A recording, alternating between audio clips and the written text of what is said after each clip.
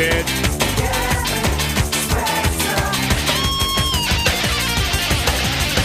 Don't like you never did. You better not cross his path. He's a chain-smoking alcoholic sociopath.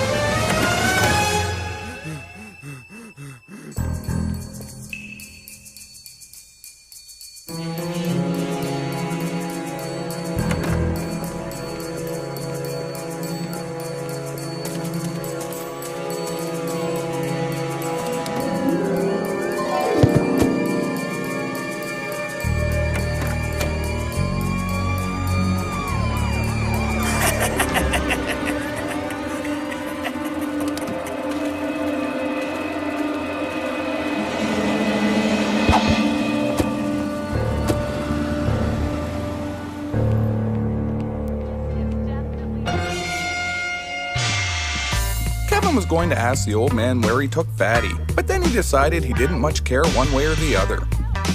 Kevin wanted to go to sleep, but the TV was keeping him awake, and he couldn't find the remote to turn it off, so he threw a beer bottle through the screen instead, since it was a whole lot easier than getting up. Then Kevin drank from a bottle full of cigarette butts and stuff he picked off the carpet.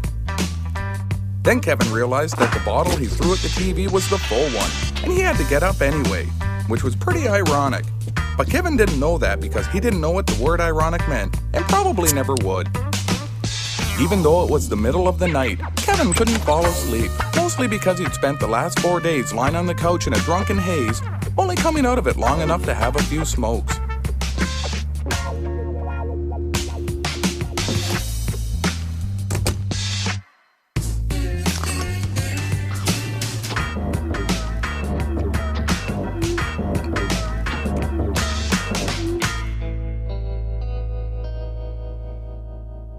Ah, Jesus, my fucking head.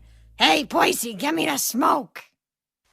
Ain't no Percy in here, love. Who the hell are you? My name's Lucy. How the hell did I get here? They brought you in last night. You were passed out drunk through the whole thing. They didn't strip search me, did they? No. Oh, good. I hate to think I slept through some good action, you know? So, what did I do? You don't even know why they arrested you? I've been on a 4-day bender with my kid. I don't know what the fuck I done or who I done it with, but I could have sworn I made it home before I passed out. Ah, well, live and learn. Hey, you got any smokes? No. Then I'm going back to sleep so I don't miss it as much. Wake me up when I get paroled. All prisoners out for head count.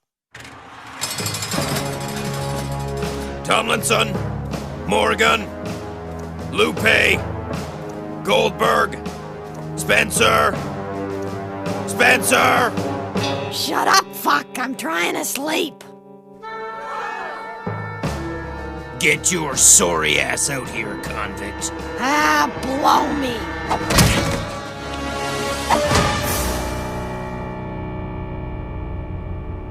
It was Tuesday morning, and Kevin had been unconscious from food poisoning for 2 whole days. Strangely, he felt better than he had in weeks, mostly because it was the first time in almost 7 years that Kevin had gone 2 whole days without drinking or smoking, and his body was enjoying the break. But part of Kevin was sad, because looking at his dad lying face down in a drunken stupor, clutching an empty liquor bottle, made Kevin realize that he must have missed some good times while he was unconscious.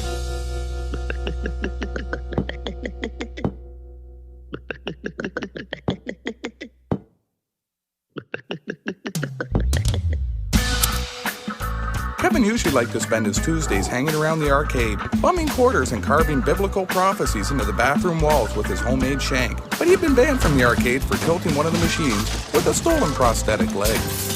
Kevin was going to ask his imaginary friend Alan what to do, but Alan was busy having a three-way with the protagonist from Franz Kafka's Trial and a stereotypical comic strip girl drawn by a lonely and socially awkward loser who idealized huge breasts and an abnormally thin waist. And it it didn't look like they were going to be finished anytime soon. Kevin didn't much feel like doing his usual things anyway, so he figured he would break with tradition and go to school, if for no other reason than just to remind himself why he dropped out in the first place. Then Kevin figured he'd help himself to his old man's wallet and glue the unemployed bastard's head to the table.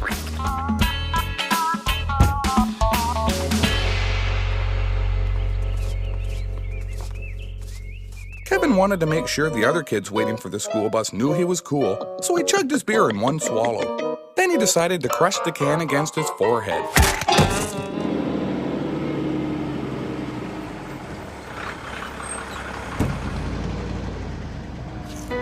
By the time Kevin got up, the bus was already driving away, so Kevin figured he'd just steal a car and drive to school.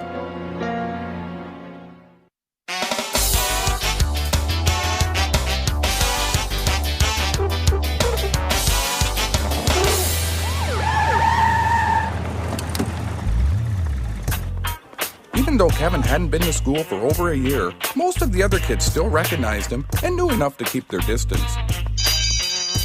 Kevin didn't know where his homeroom was, so he just picked a room at random, because he didn't figure it mattered a lick anyway, since he didn't plan on doing much learning in the first place.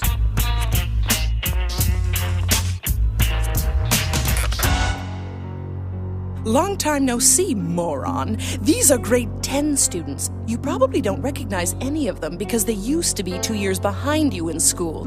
You're still in grade 9, next door down on the right.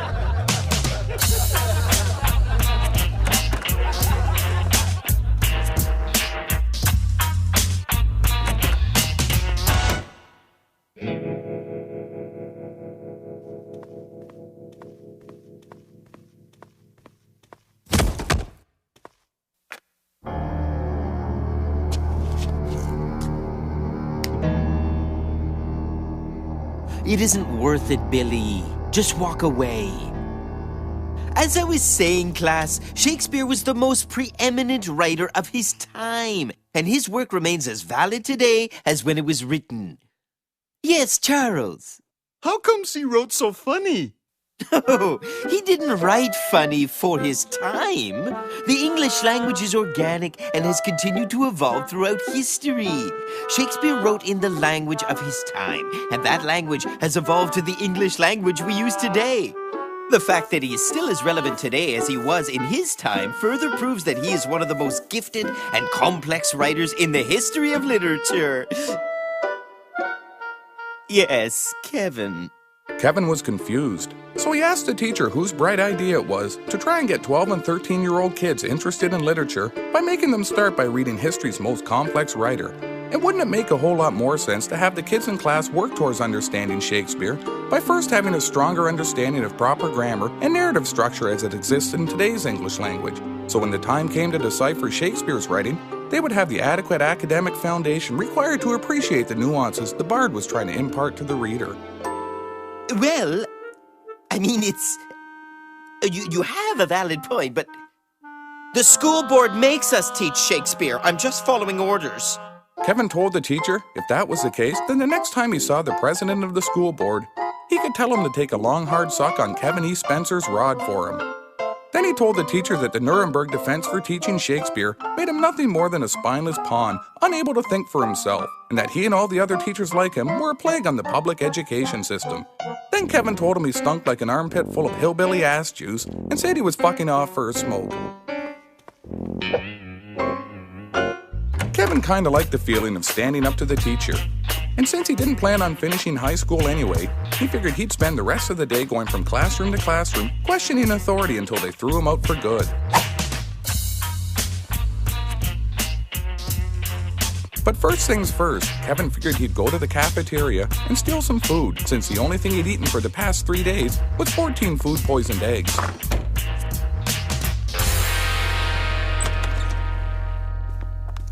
Get my client some clothes now.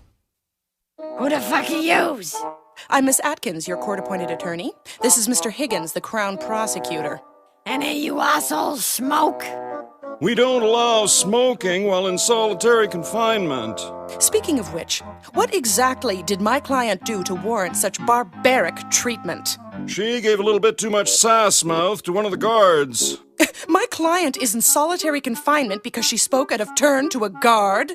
No, she's in solitary because when the guard told her to stop giving him sass mouth, she hit him in the head with a toilet seat from her cell. I ain't a morning person, so sue me.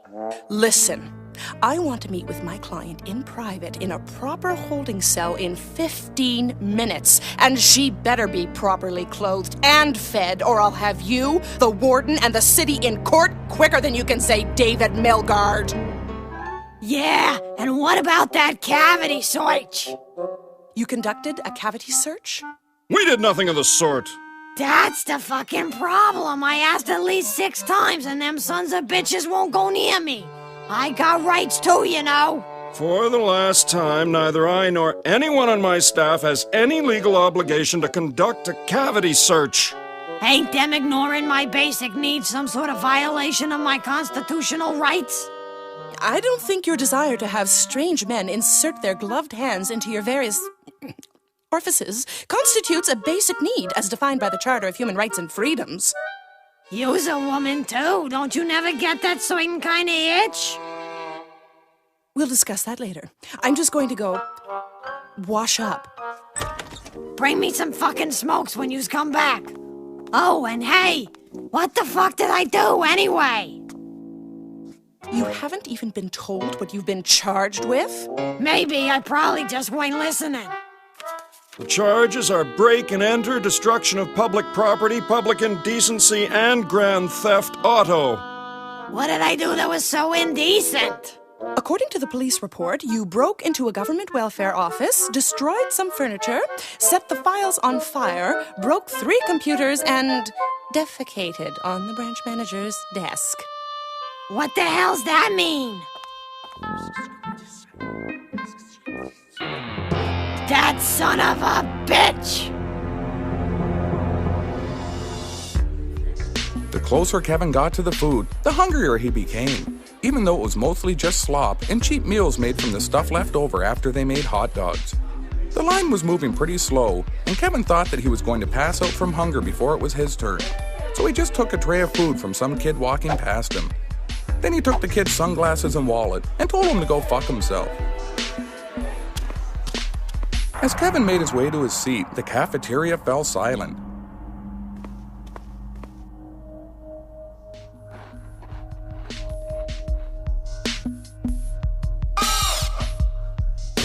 Go to hell, spaz!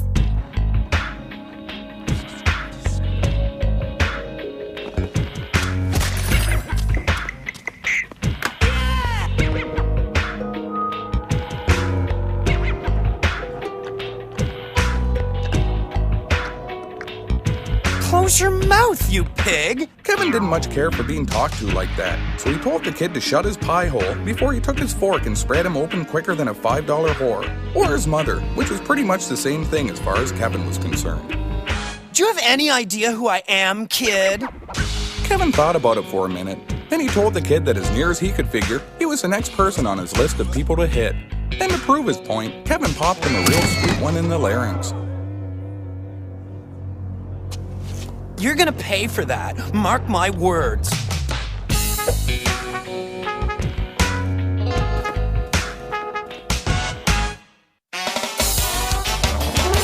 One more time, just to make sure I've got it all straight.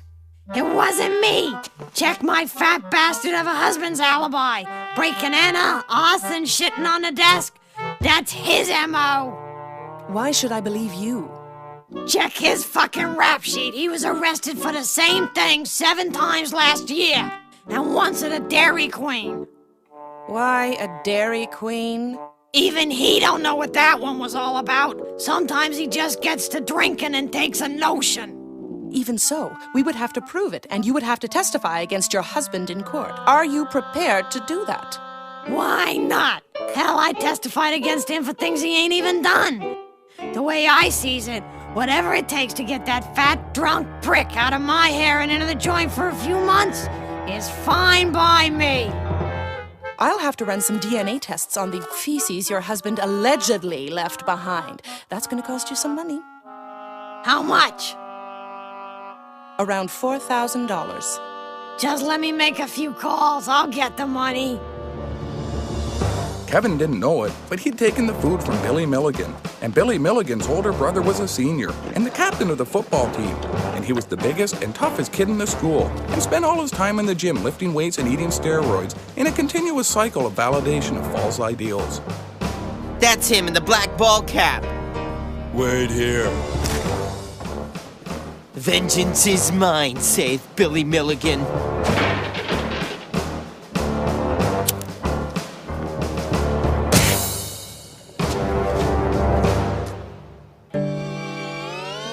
This is a non-smoking building, you little pussy. Kevin told Billy's brother that as far as he was concerned, there was no such thing as a non-smoking building. And just to prove his point, he decided to light another cigarette. First, I'm gonna kick your ass for disobeying me. Then I'm gonna kick your ass for stealing my brother's food. Kevin didn't much care for the idea of getting his ass kicked for any reason.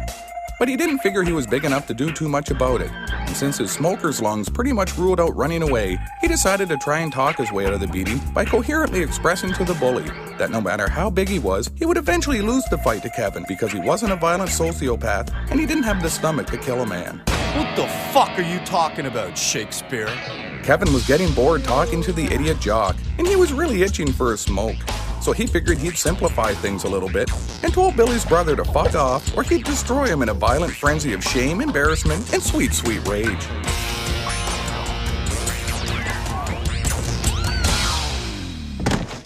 Is there a problem here, boys?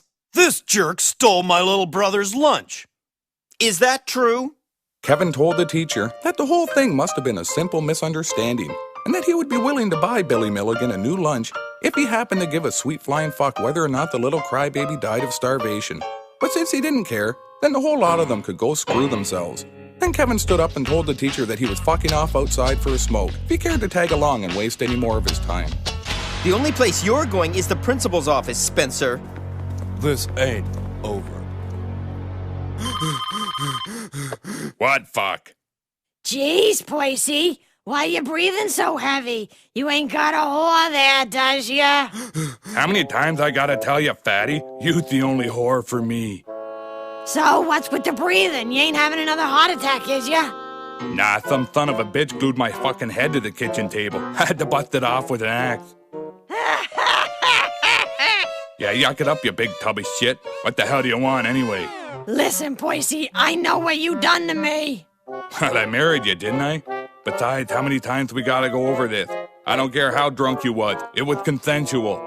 Not that. You busting into the welfare office, stealing a car and framing me. Welfare office? Car? Shitting on a desk? Why, I don't know what you're talking about. Then how'd you know about taking a dump on the desk? Yeah, well, good luck proving it. Oh, I can prove it all right, along with a lot of other things. Remember that videotape you made? You said you destroyed that? I was gonna, but then I got to thinking it might come in handy someday. So here's the deal. I'll take the rap for you if you give me $5,000. $5,000? What are you, a fucking moron? I ain't got no $5,000. Well, how much you got? $4,000 and change. But that's my drinking money for the week. Not no more. Visiting hours start at 4 o'clock. I better see your fat ass down here, stuffed with a Ziploc bag full of money when I walk into the visiting room, or I'm spilling the beans. Listen, I forgot to tell you, a lot of the money is coins from that vending machine I ripped off, so they may have to make 2 trips. Principal who? Are you sure you got the right number? My boy don't never go to school. Fine, I'm on my way. Fuck, I hate being a father.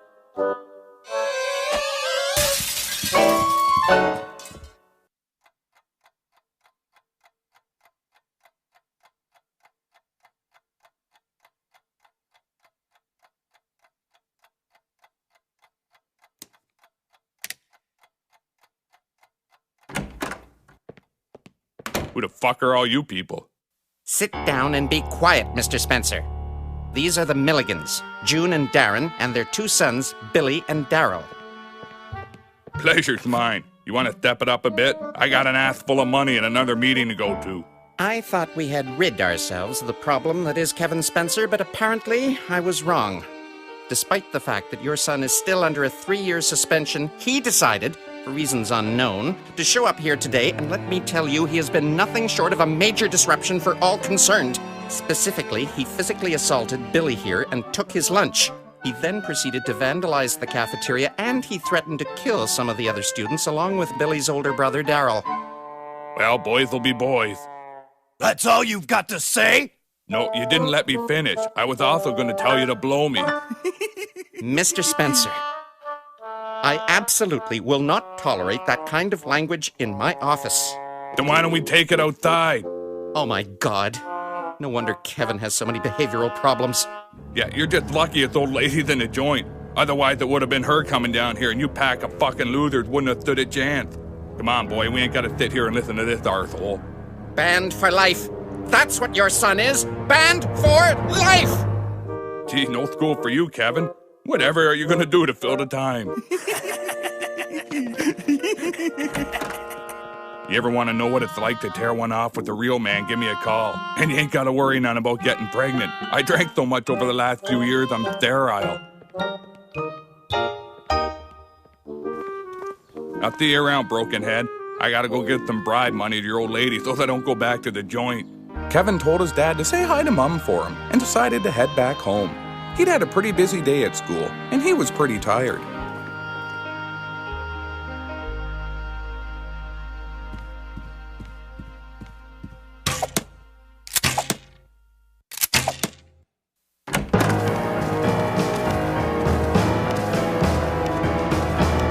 What the Christ is going on? Hey, Percy, did you miss me? This ain't what it looks like.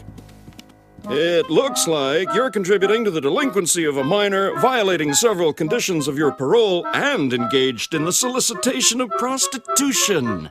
Okay, so it is what it looks like. Big fucking deal. Not half as big as you breaking into the welfare office. You set me up, you fat whore. That's right, asshole. That $4,000 is what paid for it, too. You ain't heard the last of this. Fuck you. Listen, Kevin, Daddy's gonna be in jail for a while, and I'm going out drinking, so, just keep doing whatever the fuck it is you do.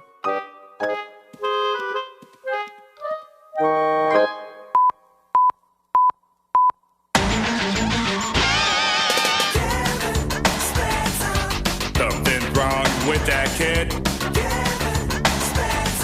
Is that the way you never did?